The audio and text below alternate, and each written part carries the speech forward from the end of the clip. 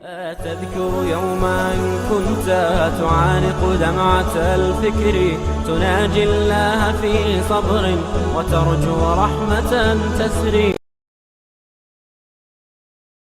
بسم اللہ الرحمن الرحیم. السلام علیکم ورحمۃ اللہ وبرکاتہ. اس وقت پوری دنیا میں اللہ کی طرف سے ایک شدید عذاب آیا ہوا ہے، اور ایسا عذاب ہے کہ جس میں سارے جکڑے گئے ہیں. جو اپنے آپ کو بڑا سمجھتے تھے وہ ساروں کی عقلیں ٹکانے آ گئی ہیں.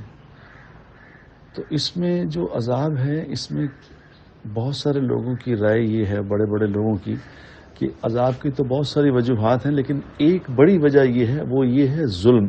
انسانیت پہ جو ظلم ہو رہا ہے دنیا میں، اس کی بڑی وجہ ہے. جو پوری دنیا میں ظلم ہو رہا ہے، اور خاص طور پر مسلمانوں کے ساتھ ہی ظلم ہو رہا ہے.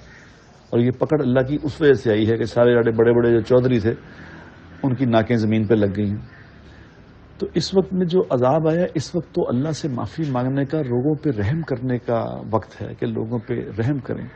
اب ہمارے پاکستان میں یہ ہو رہا ہے کہ اب تبلیغی جماعت میں جو لوگ نکلے ہوئے تھے، جو اللہ کے راستے میں نکلے ہیں، انہوں کو کیا پتا تھا کہ ایک دم ہی اس طرح لاک ڈاؤن کی صورت بن جائے گی اور یہ صورتحال بن جائے گی، ٹرانسپورٹ نہیں ملے گی. پھر وہ نکلے ہوئے جماعتوں میں وہ کہاں جائیں بیچارے؟ وہ جس مسجدوں میں ٹھہرے ہوئے ہیں تو وہ ٹھہرے ہوئے ہیں، کیا کریں وہ؟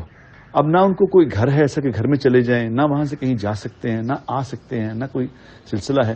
تو اب کر کیا رہے ہیں؟ ہماری پنجاب کی پولیس، ان کو کئی تھانوں سے مجھے جو خبریں ملی ہیں جس سے میرا دل خون کے آنسو ہو رہا ہے کہ یہ کیا کر رہے ہیں.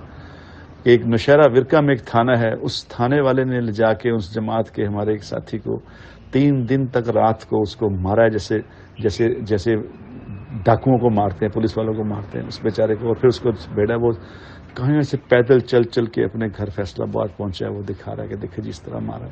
اب یہ فوٹو ساتھ میں نے شیئر کر رہا ہوں کہ ہتھکڑیاں لگا کے ان لوگوں کو یہ پولیس والوں نے، یہ پنڈی کا کوئی علاقہ میں ہتھکڑی لگائی ہوئی ہے، اور جو دوسرے علاقوں میں پولیس والے سندھ میں، پنجاب میں اس طرح لوگوں کو مار رہے ہیں، کوئی کچھ کر رہے. یہ کیا کر رہے ہو یار؟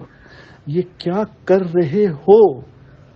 ایک ہی جماعت رہ گئی ہے جو دنیا میں امن پھیلانا چاہتی ہے اور امن کی بات کرتی ہے. کبھی کسی کے سامنے کھڑے نہیں ہوئے.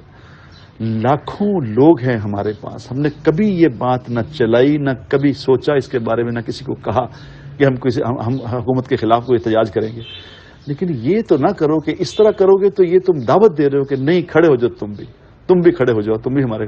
یہ میں پنجاب کے آئی جی صاحب جو ہیں، یہ ان سے بھی درخواست کرتا ہوں کہ یار دیکھو یہ کیا ہو رہا ہے.